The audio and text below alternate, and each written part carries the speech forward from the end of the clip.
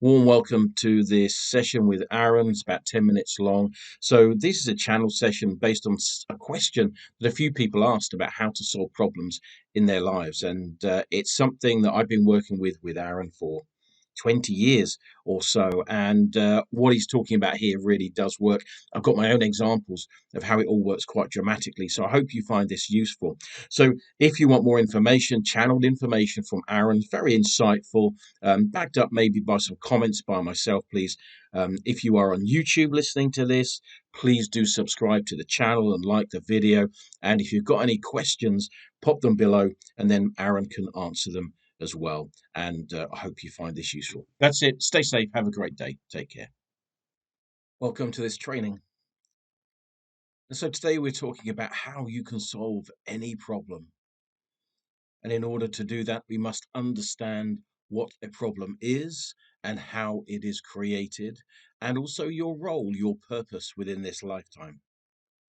And so let's have a look at your role. Your role is to understand that you create your own reality, to understand that your thoughts, desires, and expectations create events, shoot out from you into all that is, and then create events that are reflected back to you based on your ideas. The purpose of this life, particularly if you're listening to this transmission, is to master this skill, to become a conscious creator. And so, what is a problem? Well, a problem can be thought of as a challenge, and a challenge is something that you yourself create in order to help you learn a particular lesson. You may not have created it consciously, but your subconscious and unconscious parts of your mind are constantly sending out information, inviting events into your life, even if you are not aware of them. It's impossible for you in your stage of development to understand how your body operates. And so when your body becomes filled with pain in some way, shape, or form, it becomes a problem, and yet you do not know the mechanisms, the biological mechanisms from which the problem is created. If you have a problem in your life, you do not know the mechanisms of how a person is attracted into your life to cause you a problem. You do not know the mechanisms of how events happen in your life. All you know is that when you look out into your life, you experience something that you do not like, something of emotional, financial, physical pain. However, if you want to solve these problems, you must do three things. You must recognize that these are your own creation, that the problems did not simply occur by magic in reality, independent of you. And so, by recognizing, by owning up to their creation, you immediately put yourself in a place of power and authority to be able to begin to solve any problem. The second thing is to remove energy from the problem. Remember that events are created when energy is focused. Probabilities, i.e., individuals and events, are attracted to your thought systems, to your thought processes, and they become the events of your life. And so to recognize that you added energy into all that is in order to create the event, oftentimes you can solve a problem by doing the opposite. Imagine the problem in your mind in all its different areas. Do not engage with it. Just recognize it as a challenge for you to resolve. Then you can imagine energy coming away from the problem back to you, as if you were removing energy from the creation. Faithfully done over a period of days for a few minutes, you will often diminish the symptoms of the problem to such a degree that it becomes less urgent for you. The third thing is to bring yourself back to the present. It's to focus on the environment that you are in right now. And while you're doing that, focus on the outcome that you want. So the first step is to acknowledge the authority of the Creator. The second is to remove energy from the problem itself. Often meditations and affirmations focus you on the issue, and this simply compounds it. Anything you focus on will grow, either in pain or beauty or pleasure. And so the third thing is to come back to the present. By doing that, you again remove your energy from the problem. If you find yourself focused into the future of the ramifications of the problem or the challenge, then you are simply adding energy. You are creating other probable realities where you will face this challenge. And so bring yourself back to the moment, to the day. Connect with the walls in the room that you are in, connect with your body. And by doing that, once again, you remove energy from the problem. The final part while you are doing that is to imagine the outcome of the issue being resolved.